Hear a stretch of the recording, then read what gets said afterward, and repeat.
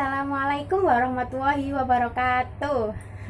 Hari ini saya bakalan jawabin pertanyaannya kalian mengenai sertifikat Wadiah Bank Indonesia. Apa aja sih pertanyaannya sih dari kalian ini? Lah, langsung aja ya disimak.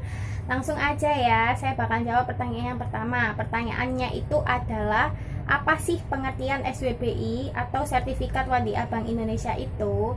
Jadi, Sertifikat Wadiah Bank Indonesia itu adalah instrumen kebijakan moneter yang bertujuan untuk mengatasi kesulitan kelebihan likuiditas pada bank syariah. Nah, terus pertanyaan selanjutnya itu adalah apa sih landasan dari syariahnya SWBI ini? Lah, landasan syariahnya itu ada di dalam Quran Surat An-Nisa ayat 58, dimana artinya adalah sesungguhnya Allah menyuruh kamu menyampaikan amanah kepada yang berhak menerimanya. Jadi yang dimaksud yang diamanahkan di sini adalah Bank Indonesia, dan yang memberi amanah itu adalah bank-bank syariah. Selanjutnya, SWBI wajib dengan akad wadiah? Pertanyaannya gitu. Apakah ada yang menggunakan selain akad wadiah? Jawabannya adalah ya, wajib menggunakan akad wadiah karena konteksnya sudah jelas nih, Sertifikat Wadiah Bank Indonesia. Lah, ada nggak sih akad selain wadiah? Lah, nggak ada, karena di konteksnya tadi loh sudah jelas. Sertifikat ini menggunakan wadiah yang dititipkan kepada Bank Indonesia gitulah. Terus apakah simpanan wadiah sama dengan titipan wadiah? Jadi simpanan dan titipan itu sama. Lah, itu kembali kepada orang yang menitipkan, dia menggunakan akad yang mana? Maksudnya kan wadiah itu ada dua kan ya. Lah, itu kembali kepada si orang yang menitipkan harganya gitu ya. Nah, selanjutnya ya, pertanyaan selanjutnya itu apakah sertifikat wadiah yang diterbitkan Bank Indonesia itu sudah sesuai dengan prinsip syariah? Jawabannya adalah iya, sudah, karena dia menerapkan akad wadiah. Wadiah itu kan titipan gitu. Dan pastinya wadiah ini tidak menerapkan riba, maisir maupun horor gitu. Kemudian selanjutnya, apa sih fungsi sebenarnya dari Sertifikat Wadiah Bank Indonesia ini? Jadi fungsinya itu kembali kepada lembaga bank syariah yang dia itu kelebihan likuiditas. Nah, jadinya ketika dia memiliki kelebihan likuiditas ini, dia bisa menitipkan dananya di bank syariah. Begitu. Lanjut ya, pertanyaan selanjutnya itu adalah apa tujuan dari Sertifikat Wadiah Bank Indonesia? Jadi tujuannya itu adalah untuk menampung dana suatu lembaga, di mana suatu lembaga bank syariah itu dia kelebihan likuiditas. Selanjutnya dari selanjutnya banyak banget pertanyaannya. Jadi selanjutnya itu mengenai, dia nanya nih, bank syariah ini kan nitipin dana ke Bank Indonesia. Nah, penitipan dananya itu bisa diambil sewaktu-waktu atau memiliki jangka waktu. Jadi dia itu, jawaban pertama, dia bisa diambil sewaktu-waktu atau kapan saja. Itu yang pertama. Lah, walaupun sewaktu-waktu, jangka penitipannya itu selama 1 tahun atau setara dengan 12 bulan gitu. Nah, gitu ya. Terus pertanyaan selanjutnya itu adalah di SWBI itu kan ada fatwa mengenai tabungan kan. Lah, apa aja sih hal-hal yang terkait di dalam fatwa tersebut mengenai wadiah ataupun tabungan ini tadi? Jadi pada tabungan, pada akad wadiah itu ada beberapa ketentuan umum nih. Nah, yang pertama, dia itu bersifat simpanan. Yang kedua, simpanan itu bisa diambil kapan saja atau berdasarkan kesepakatannya mereka.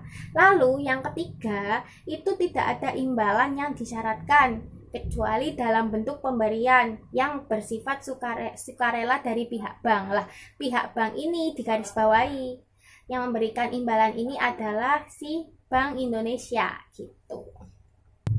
Lanjut ya, mengenai apakah SWBI ini juga mendapatkan imbalan seperti SBPU. Lah, Jika iya, dalam bentuk apa imbalan tersebut? Nah, dia itu bakalan dapat imbalan nih, gitu kan.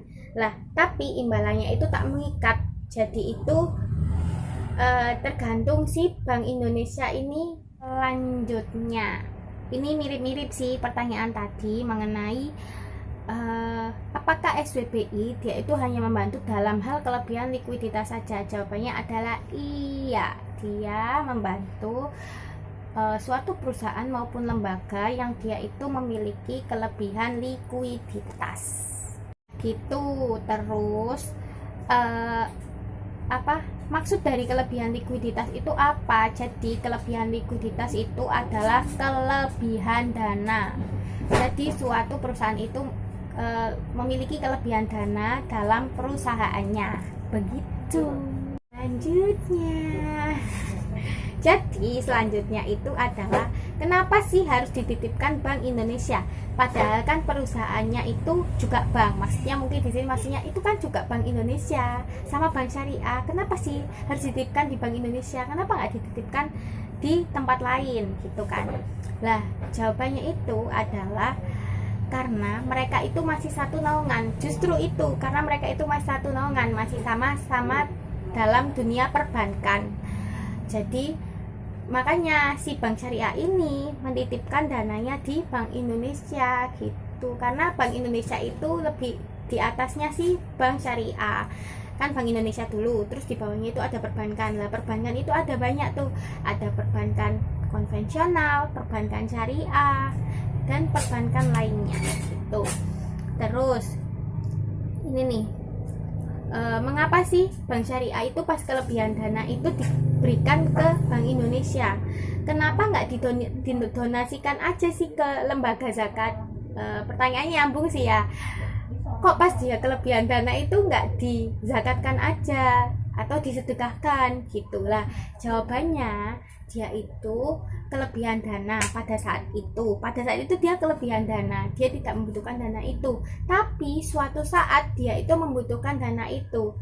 Jadi konteksnya dia itu akan membutuhkan dana itu dalam jangka waktu terdekat atau jangka waktu pendek. Kayak contohnya nih gini, saya punya uang, ada rezeki nih hari ini lah, terus tapi saya itu punya kebutuhan tahun depan selama kayak melanjutkan kuliah, melanjutkan studi gitu. Jadi saya itu menitipkan dana itu agar tidak tercampur dengan dana lainnya. Lah takutnya ketika saya menyimpan dana itu sendiri, nanti itu akan dipakai gitu loh.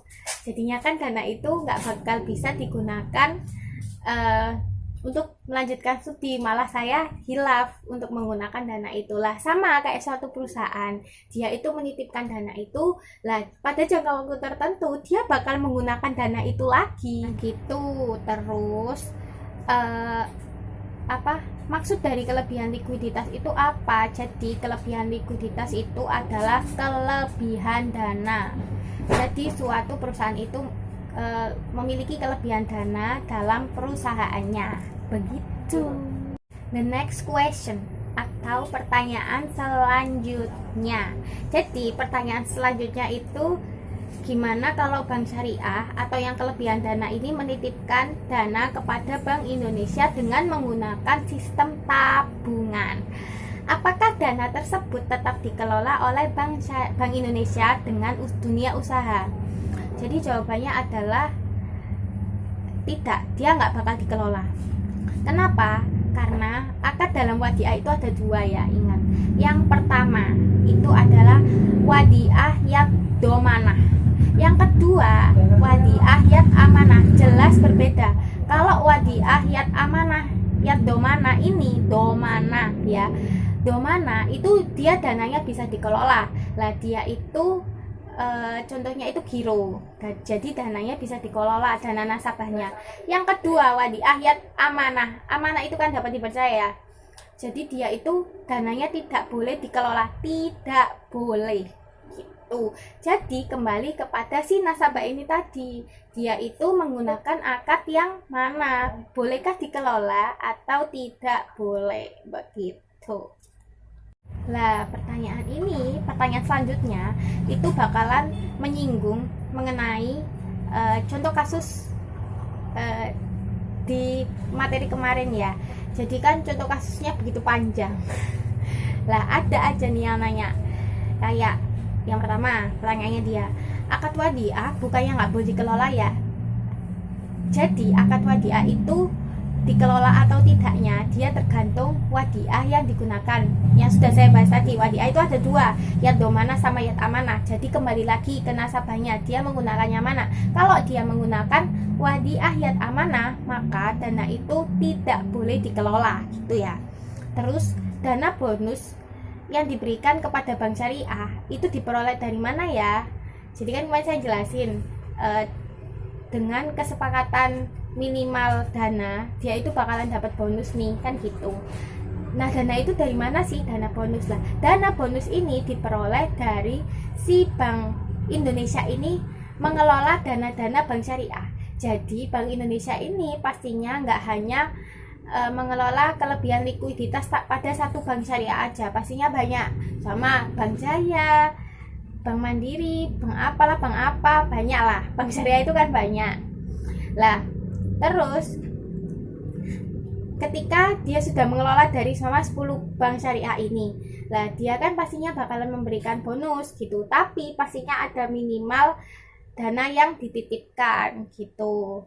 Lah terus kalau keuntungan gimana? Dapat untung nih gimana? Ya kalau dapat untung, dia itu dibagi nih antara si Bank Indonesia sama dunia usaha.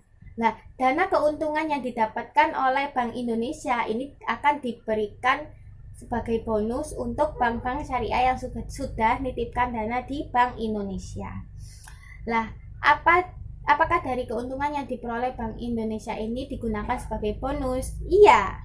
Ya nggak sepenuhnya sih digunakan sebagai bonus untuk semua bank syariah, tapi pastinya digunakan untuk memberikan bonus gitu. Pertanyaan terakhir.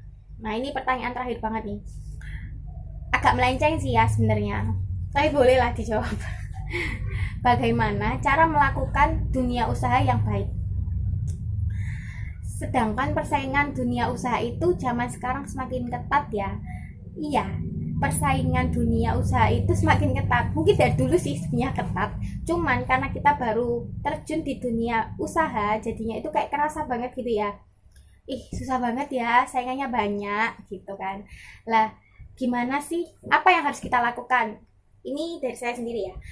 Yang harus kalian lakukan nih, yang pertama, kalian harus tahu pasar yang akan kalian keluarkan. Jadi sama nih, apa yang sedang pangsa pasar ya bahasanya, apa yang sedang diminati oleh orang-orang saat ini, itu yang pertama.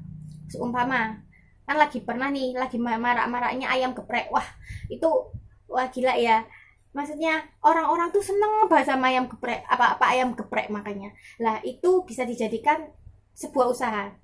Memang saingannya banyak, tapi pastinya peminatnya itu juga banyak gitu. Terus ketika kamu sudah menentukan kamu mau usaha di dunia di mana sih gitu, sama di ayam geprek, terus kamu lihat modalmu, oh aku mau nih jualan geprek, tapi kok modalku nggak cukup ya gitu, ya berarti kamu tidak cocok untuk melakukan dunia usaha di itu. Jadi ketika kamu menjalankan suatu usaha, kamu juga harus tahu modalmu itu berapa banyak gitu lah. Atau enggak kayak kamu, udahlah aku jualan es aja nih gitu kan, karena ketika kita jualan es itu kan modalnya nggak begitu banyak dan pastinya peminatnya banyak.